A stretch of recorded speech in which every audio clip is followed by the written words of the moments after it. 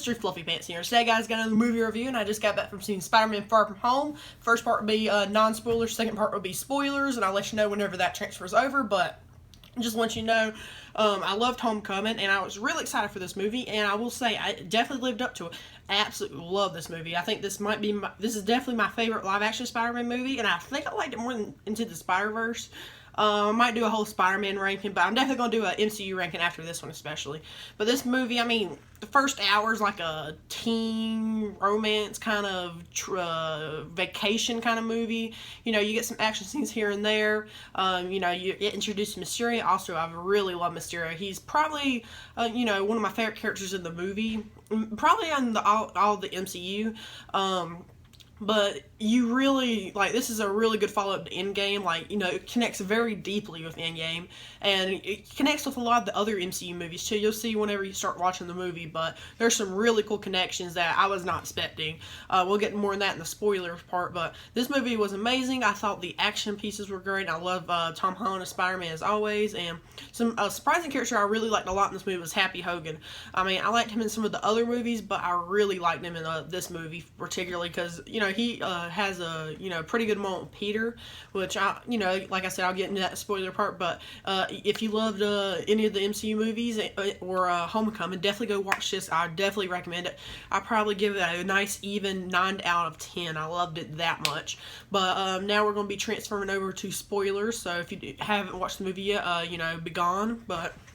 Okay, so, the big thing here is, you know, we were trying to figure out if Mysterio was going to be a good guy like they were portraying him in the trailers or a bad guy. And now I've seen the movie, he is definitely a bad guy throughout the entire movie. You know, at the beginning, because I wasn't really sure what they were going to do, because, you know, it kind of seems like you got these other villains, the Elementals, and you weren't sure if he was actually a good guy with, like, you know, just doing it badly, or... he's just a bad guy orchestrating all that. And he is definitely a bad guy orchestrating all that. But, like, some really cool callbacks is Mysterio, Quentin Beck, is actually the guy that invented the barf technology that Tony Stark supposedly stole from him and took all the credit for. So that was a really interesting thing, because I want to say, like, maybe when Infinity War came out, Kevin Feige or the Russo brothers or something were talking about how the barf technology is going to come back, like, in Endgame or future films or something like that, which it did show up in Endgame, like, the barf suitcase, but we didn't really see it. But in this movie, though, I'm guessing this is what they were talking about with the barf technology showing back up, which I thought was a really cool reference. But, you know, the whole plot is pretty much about these elementals. You got earth, wind, fire, and water. Mysterio's trying to, you know, take them out and all that. And, you know, he has this story that he's from another planet, and his planet was destroyed by these elementals. And, you know, it turns out that's not true. He's from that universe, and he just made up that story. And he's also working with, like, a whole bunch of people that, you know, were kind of screwed over by Tony Stark. Like, you got, like, the guy that Obadiah Stane yelled at in the first Iron Man movie. Peter Billingsley, I think, was the actor's name. But you also got, they all worked for Tony Stark and pretty much got screwed by him. But, you know, so his whole motivations, he wants to be the hero now that Tony Stark's gone. He wants to get all the credit, and he used this barf technology, you know, to get Peter to give him the main MacGuffin in the movie, which is Tony Stark's glasses, which are Edith, which, you know, has this whole satellite up in the space, which sends down these drones, you know, that can shoot and all that. And, you know, he tricks Peter into giving him the glasses, and, you know, because he's using the drones with the barf technology to create all these monsters and, you know, make himself look like a hero. And, you know, Peter figures that out. Him and MJ and Ned all know. And later in the movie, Mysterio, like, tricks Peter into telling him who known. Because, you know, there's some really cool, like, illusion sequences in the movie. There's even, like, a zombie Iron Man, which I thought was pretty cool. Referencing, like, Marvel zombies, like the comic books. But I love Mysterio in the movie, and, like, the whole final action set pieces, the London, the Tower Bridge, Mysterio having, like, all the elementals combined together.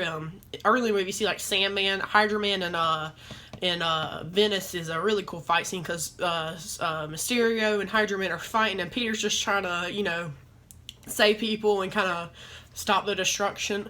But and then Molten Man battle in God, what was the name of the place? Somewhere in the Czech Republic. I forgot the name.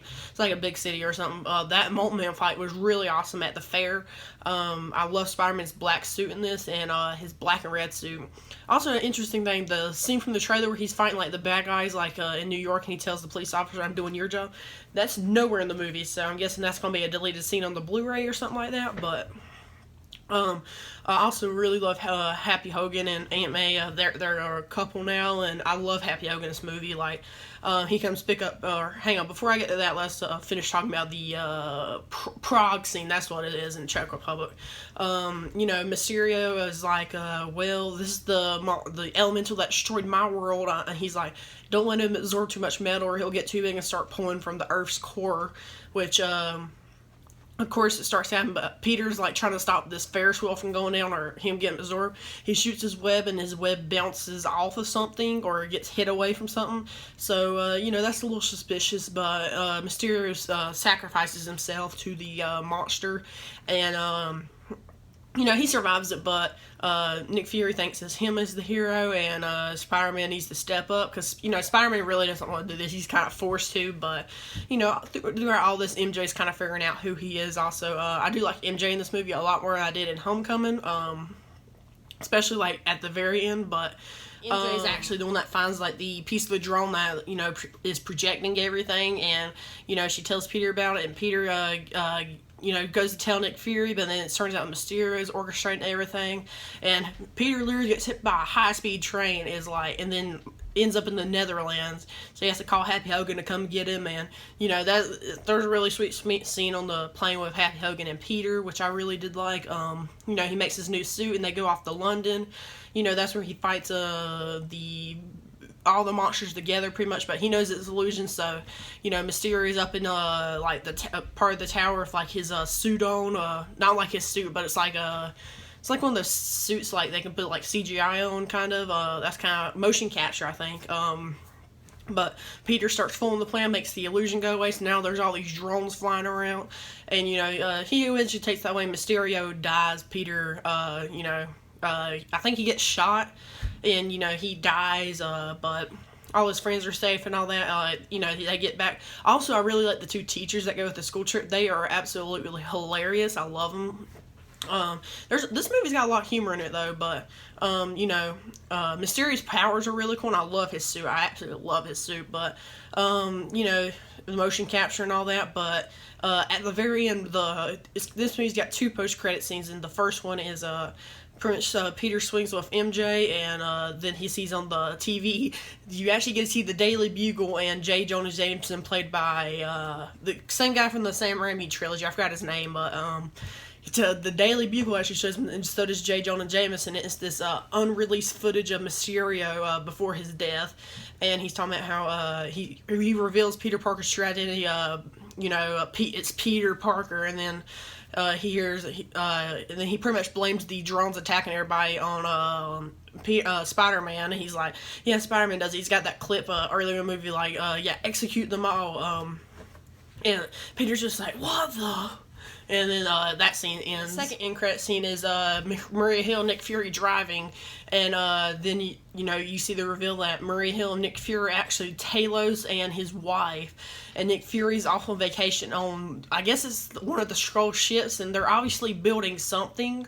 I'm not quite sure. He's like on vacation, but the Skrulls are building some ship or doing something, so that's probably gonna come up later. But I love seeing Talos back. I love him, but it was a kind of a weird, kind of twist kind of scene thing, but, I did like it, but it was a little weird, so, but I wonder what they're trying to set up with that. Overall, though, I really like this movie. I do feel like the, first hour is a little packed, it kind of jumps around a lot, but I think that's kind of intentional because it's a school trip and all, but I did really love this movie, and I thought it was much better than Homecoming. I think it might be my favorite Spider-Man movie. It'll take me time to think about that, but definitely give it a solid 9 out of 10, and I would definitely recommend it, even for the casual fan, because you'll definitely have fun at this movie. But I did feel it was a little long, but then again, that's just most movies for me. They feel a little long first viewing, and the second viewing doesn't feel as long, so I have to see it again to, you know, really judge. But I did really enjoy this movie. Anyway, guys, let me know what you guys think of this movie down below in the comments, and check out my Twitter and Discord in the description below. Like and subscribe for more. Check out some other videos. I'll see you guys later. Bye.